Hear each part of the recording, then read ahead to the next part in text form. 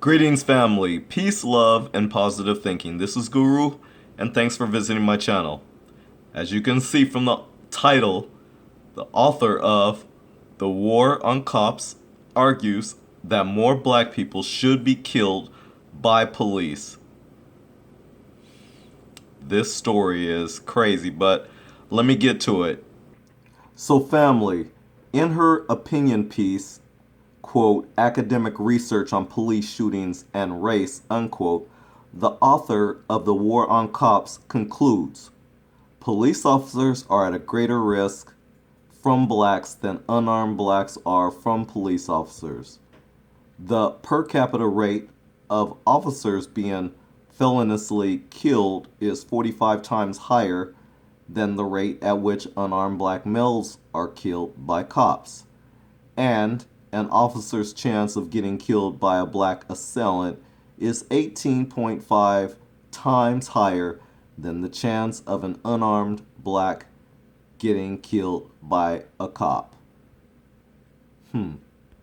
Well, family, this might seem like large numbers, overwhelming numbers even. These numbers, though, are little more than statistical misrepresentations designed to mislead Heather MacDonald's audience into thinking that police are endangered by black people. In order to back this claim, she uses techniques reminiscent of eugenics movement and constructs a scenario in which the lives of black people are not worth as much as the lives of police officers.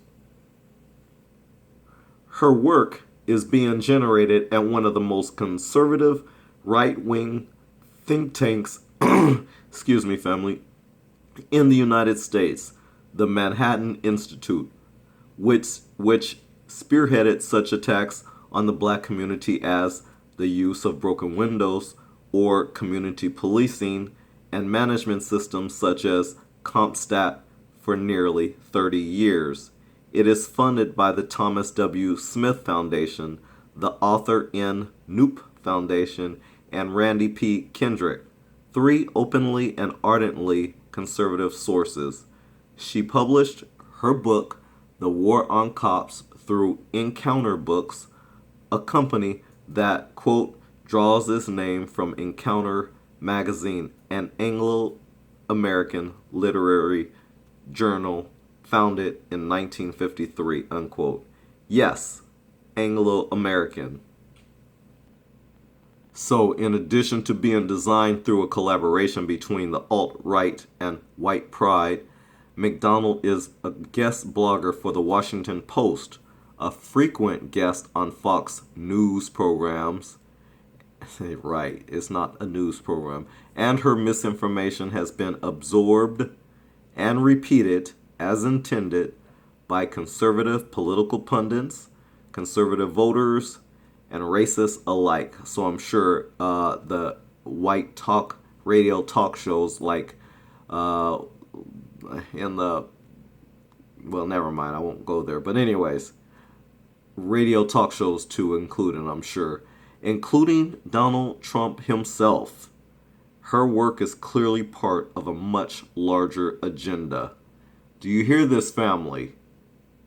Do I need to repeat that again? Her work is clearly a part of a much larger agenda.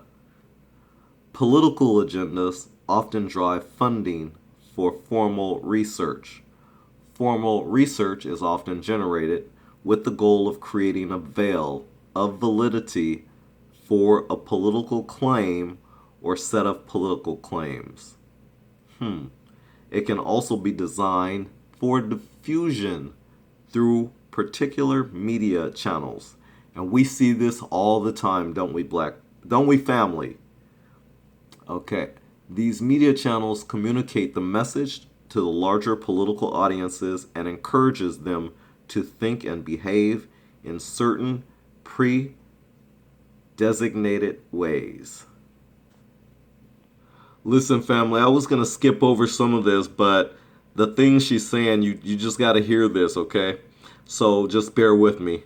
In no way can the work of Heather MacDonald be considered formal speech, but it follows the same pattern. Armed with conservative funding, a statistical base is in eugenics, and a proud white publisher, MacDonald has been working hard for the alt-right movement to prove that the lives of over 300 black people aren't worth the lives of 13 police officers. Can you believe this? In hate speech thinly veiled as pseudo-academic language, Heather MacDonald argues that inequality should not be measured by comparing the experiences of races against each other. In her line of reasoning, it is not relevant that black people are 3 times more likely to die at the hands of a police officer than a white person is. She argues that the number of black people killed by police should be a function of the number of black people accused of violent crimes. So Heather MacDonald continues, and she writes, quote, the black violence crime rate would actually predict more than 26% rather, of police victims would be black. Let me repeat that. Heather MacDonald writes, quote, the black violence crime rate would actually predict more than 26% of police victims would be black. Predict more than 20% of police victims would be black. Okay, rest assured, this argument is as ridiculous when explored under its hood as it is at face value. For example, there are a number of false assumptions that must be accepted in order to even entertain her argument. 3 of them can be described as follows. Assumption 1. A right-winged white woman publishing pseudo-academic research through a proud Anglo publication and eliciting racist stereotypes in the media has anything worth listening to when it comes to an opinion on state violence and or the black experience. Assumption 2. Is it okay for the police to kill people, especially black people, if they have been accused of a violent crime, or simply if they live in a community where violent crimes are committed? Assumption 3. Police are a community equivalent to a race of people. Blue is an identity. Blue lives matter. From this base, MacDonald argues that the number of people killed by police is a function of violent crime, not state violence. Black death should be compared to blue death, and blue lives matter more than black lives. Here's how. As described, MacDonald asserts that the percentages of violent crime in a community should dictate how many people the police will kill in that community. So family, as described, MacDonald asserts that the percentages of violent crime in a community should dictate how many people the police will kill in that community. This is an invalid argument according to expert academic and community standards, and revolting according to the standards of human decency. But let's entertain, even so briefly, that there is a relationship between the violent crime rate and the police killings of black people. Additionally, let's assume that this relationship is completely unrelated to state violence in general and in relation to other target communities. Sure, looking at FBI statistics in 2014, of the approximately 1.2 million violent crimes were allegedly committed. That same year, approximately 390,000 arrests were made for violent crimes. 232,000 were white, while 147,000 were black. While it is extremely difficult to find information on the number of people killed by police broken down by racial demographics prior to 2015, using statistics from that year, MacDonald's reasoning dictates that in exchange for apprehending under 150,000 allegedly violent criminals from the black community, more than 300 black people should be expected to be killed. So, family, of course, this argument is little more than statistical hate speech. But let's entertain it long enough to ask if murder is, in fact, a fair exchange for violent crime. What if the nation decided that the violent crime rate isn't an adequate comparison, but there could be a fair exchange using an eye for an eye mentality? In other words, murder for murder is an acceptable exchange. Of the 1.2 million violent crimes committed in the United States in 2014, approximately 14,200 of them were murder or non-negligent manslaughter. Of these, law enforcement officers were only able to apprehend approximately 10,500 potential offenders. Out of the 14,200. Using MacDonald's reasoning, law enforcement officers should be able to kill at least 1,100 people in order to arrest 10,500 alleged murderers. As applied to the black community, MacDonald's reasoning would dictate that over 300 people from the black community should then be expected to be killed in exchange for law enforcement officers' efforts to apprehend approximately 4,200 alleged murder suspects. Okay, family, so there's one more condition though. The people they are justified in killing do not have to be accused of murder, a violent crime, or any crime at all. They do not have to be resisting arrest. They can be the victims of excessive force. And they can be children, the disabled, and unarmed community members. Or perhaps, as MacDonald argues in The War on Cops, black lives should be compared to police officers' lives. Only 13 police officers were killed by police. Only 13 police officers were killed by police in 2014 by black offenders. What? That doesn't make sense. Only 13 police officers were killed by police in 2014 by black offenders, but 306 black people were killed by police officers that same year. MacDonald is arguing that in a world where a war on cops actually exists, the lives of 306 black people are not worth the lives of 13 police officers. She spins this with pseudo-academic language, writing, quote, an officer's chance of getting killed by a black assailant is 18.5 times higher than the chance of an unarmed black getting killed by a cop. Okay, unquote. And yes, she did spin that.